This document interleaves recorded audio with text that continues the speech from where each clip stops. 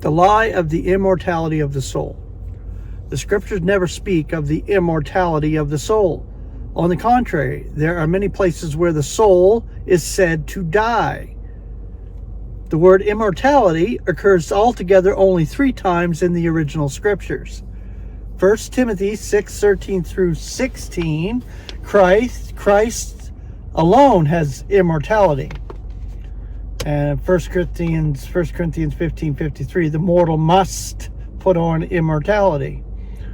And 1 Corinthians 15:54, the mortal shall have put on immortality. Believers receive immortality when, not before, Jesus Christ returns. Faith in Christ as Savior does not swallow up death in victory. Even believers are said to be dead. 1 Thessalonians 4:16, the dead in Christ. 1 Corinthians 15:51-52, John 11:25. For believers, death is swallowed up in victory when Jesus Christ returns and raises the dead and transforms the living. See 1 Corinthians 15:54 through 57. The teaching that man is inherently immortal robs Jesus Christ of glory that belongs to him, for it is only through him and his saving work that man receives immortality. Death of the body and resurrection of the body are expressions not found in scriptures. In the scriptures, death is of the person. Resurrection is of the person. In the scriptures, the person is said to die. See Deuteronomy 10:6, Joshua 1:2, Joshua 24:33, 1 Samuel 4:17 through 19, Romans 5:6, etc. The difference between the soul and the spirit. The scriptures distinguish clearly between the spirit and the soul. The spirit and the breath are closely related, as may be seen in the expression, the breath of the spirit of life.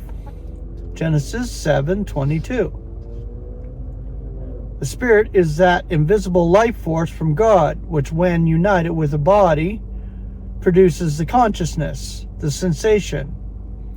The soul is the consciousness, the sensation. The soul of the flesh is said to be in the blood. So feeling is in the blood, the soul. And that's where your senses are. The word translated life in these passages is the Hebrew word for soul, nephesh, N-E-P-H-E-S-H. An electric light serves as a good illustration of the difference between the body, the soul, and the spirit. Let the bulb and its filament, which is made from the elements out of the earth, represent the body. Let the electricity and invisible force represent the spirit. Let the light and the heat produced by the union of the electricity with the bulb represent the soul. When the connection is broken, the light goes out. Out where? To the unseen and unperceived. When God created man, he formed him out of the dust of the ground. He then breathed into his nostrils the breath of life, and as a result, man became a living soul. Genesis 2:7. Death is a reversal of what happened in the creation. At death, the spirit, not the consciousness, but the force from God, which when united with the body produces it, returns to God from whence it came. The soul, the sensation, the consciousness dies. The body returns to the dust and the person is dead until resurrection. The spirit, the soul, and the person go to different places at death. The spirit returns to God. The soul goes to Hades, or the unperceived, the unseen.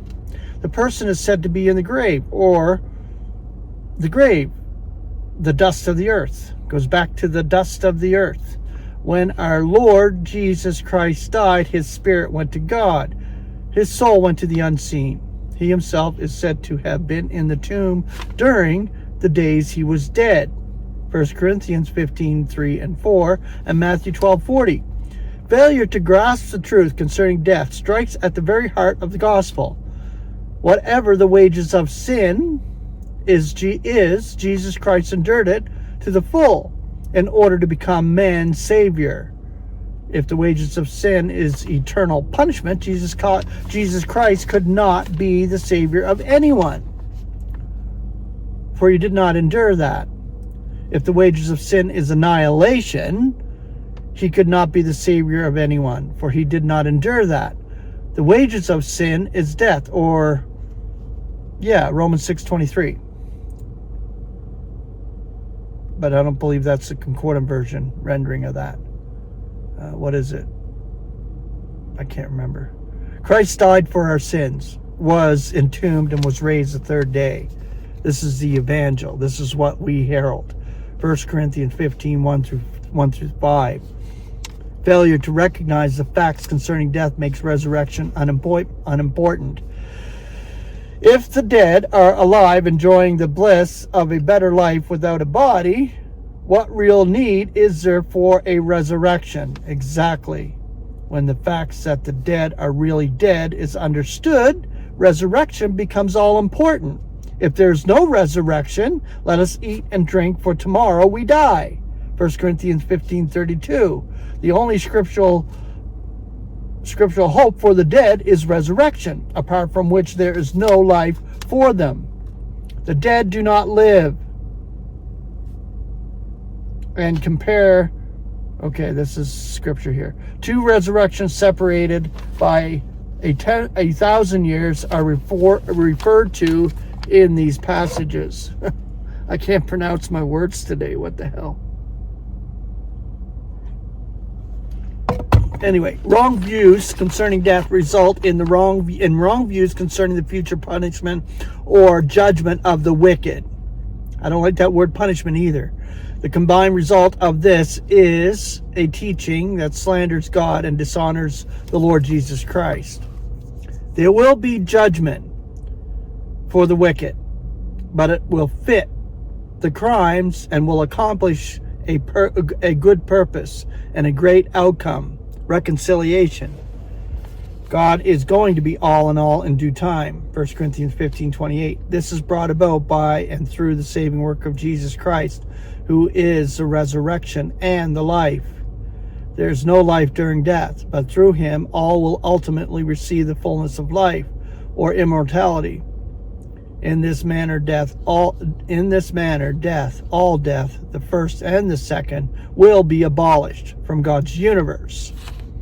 When all have been justified, reconciled to God, and subjected to the Son, then the Son will deliver up a perfected universe to the Father, and God will be all in all. Nothing short of being the Savior of all men will satisfy him.